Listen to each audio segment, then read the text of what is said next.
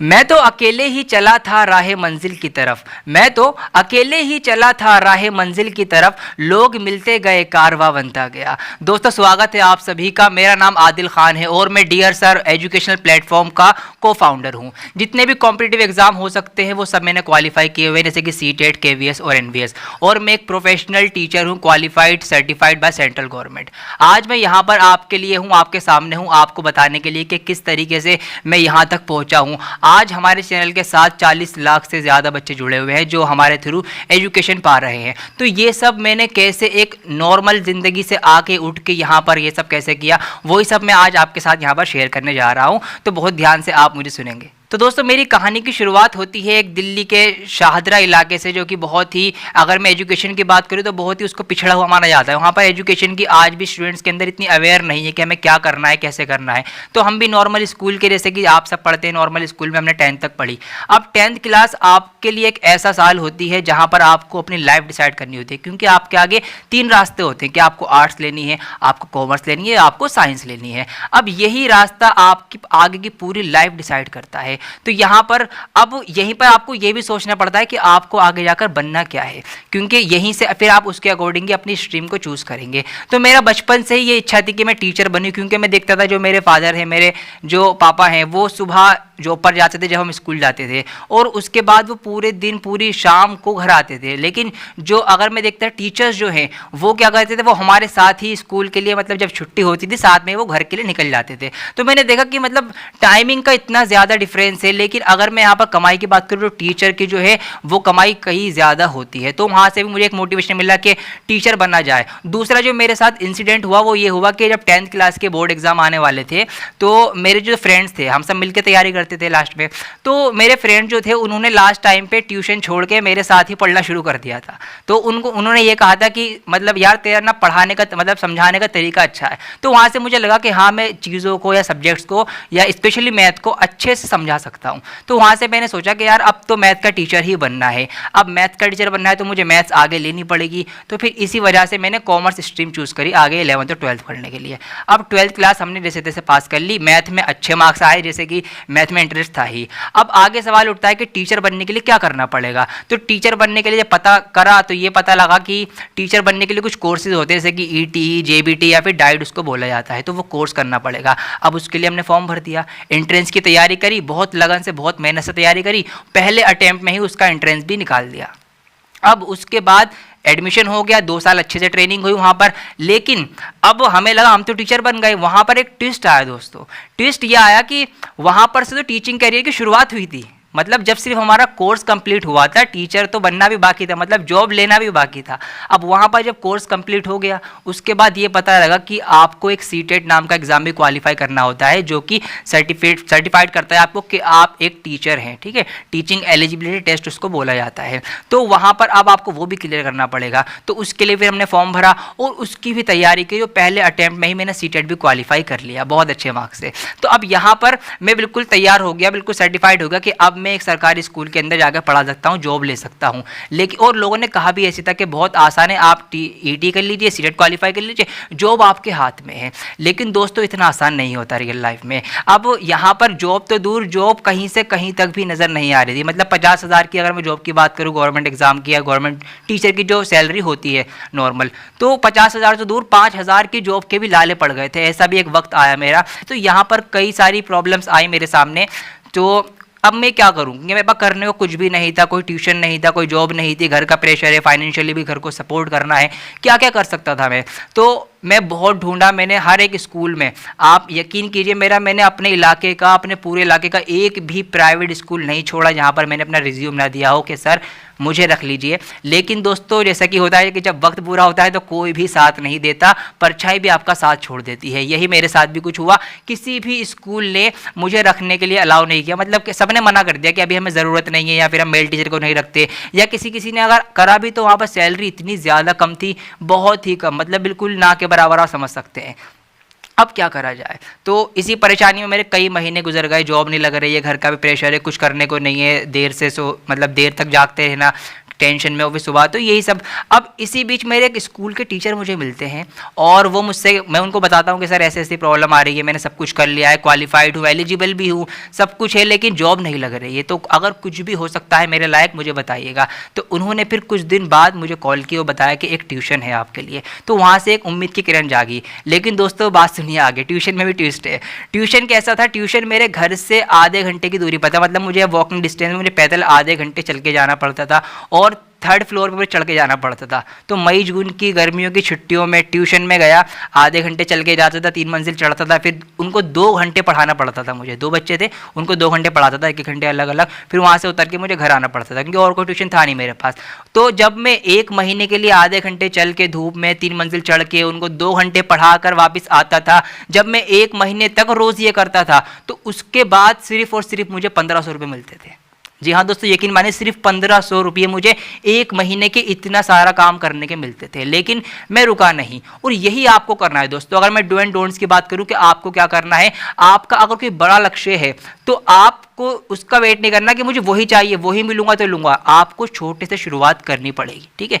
आप ये मत सोचिए कि मुझे कुछ बड़ा करना है तो जब वो होगा जब भी मैं आगे बढ़ूंगा। जहां से आपकी शुरुआत होती है आप वहां से शुरुआत कर दीजिए, छोटे से छोटा ही भले काम क्यों ना हो। तो मैंने उस ट्यूशन को मना नहीं करा, मैं करता गया। अब ट्यूशन पढ़ाते के साथ साथ मेरे एक फ्रेंड से मुलाकात हुई, तो उन्होंने मुझसे कहा कि यार कुछ करना है, क्योंकि हमारे इलाके में बहुत सारे बच्चे अभी भी ऐसे जो पढ़ाई से इतना अवेयर नहीं है या फिर स्कूल नहीं जाते।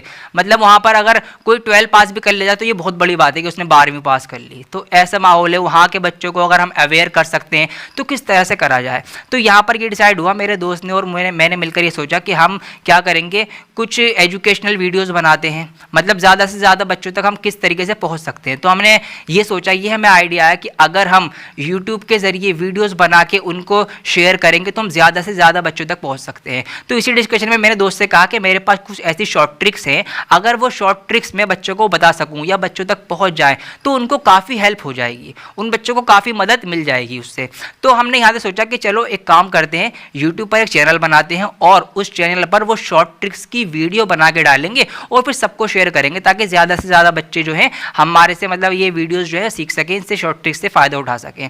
तो यहाँ से हमने डिसाइड किया कि एक चैनल बनाना है और यूट्यूब पर उसकी शुरुआत करनी है। अब दोस्तों चैनल बनने में भी काफ़ी ज़्यादा दिक्कतें आती है, क्योंकि ऐसा नहीं है कि आपने एक वीडियो डाली और एकदम वायरल हो गई, सबने देख लिया, ऐसा नहीं होता।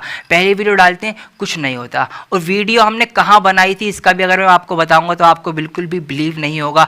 बहुत ही छोटा सा एक कमरा था, 8 बाय 8 का होगा, उसके अंदर हमने पहली वीडियो बनाई थी। हमारे पास ट्राईपोड तक नहीं था, क्योंकि पैसे इतने नहीं थे कि हम ट्राईपोड खरीद सकें या कैमरा खरीद सकें। तो जो हमारे पास फ़ोन था हमने उसी फ़ोन से पहली वीडियो शूट करी थी। और पहली वीडियो शूट करी हमने किस तरीके से थी, आप हंसेंगे। हमने क्या करा था, जो गेट था, गेट के ऊपर एक वायर था, वायर में फ़ोन के कवर में छेद करके उस वायर से फ़ोन को लटका के हमने पहली वीडियो शूट करी थी इस तरीके से। तो यहाँ पर हमने एडिट करके डाली, लेकिन धीरे धीरे फिर हमने एडिटिंग करना, अब एडिटिंग सबसे मेन प्रॉब्लम होती है। अगर आप वीडियो बना लेंगे, ऐसा नहीं कि वीडियो बन गई आपने डाल दी, बहुत सारे काम होते हैं उसमें, एडिटिंग करना होती है, उसमें काफ़ी चीज़ें होती हैं। तो वो कैसे, टाइटल है, टैक्स है, काफ़ी कुछ करना होता है। तो एडिटिंग मुझे आती नहीं थी, वो भी फिर मैंने सीखी अपने आप से ही। तो आपको भी यही करना है कि जो आपका गोल है, आपका जो टारगेट है, वहाँ तक पहुँचने के लिए जो जो भी आपको ज़रूरतें हैं, जिस चीज़ की भी आपको ज़रूरत हुए, वो सब आपको सीखना पड़ेगी, ठीक है, अपनी मंजिल तक पहुँचने के लिए। तो वही मैंने भी किया। मैंने क्या किया, एडिटिंग खुद से सीखी मैंने करना, मोबाइल पे करना सीखी पहले, बाद में फिर लैपटॉप पे सीखी। तो एडिटिंग करना सीखी, वहाँ से वीडियोस बनाई, वीडियो बनाते बनाते, लेकिन स्टार्टिंग में क्या होता है, एकदम से व्यूज़ आना शुरू नहीं होते।